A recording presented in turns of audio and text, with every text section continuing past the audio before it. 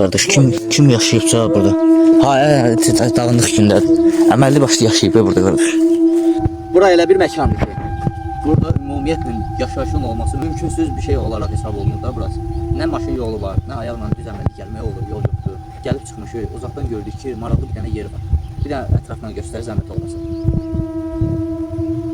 Ən maraqlı təsadüflərdən biri bu. Elə bir tikili olur burada. Burada yəni yaşayış olub da əməlli başlı. Hələ kobiklər daşıyıblar, bunu necə bura gətirib çıxardıblar?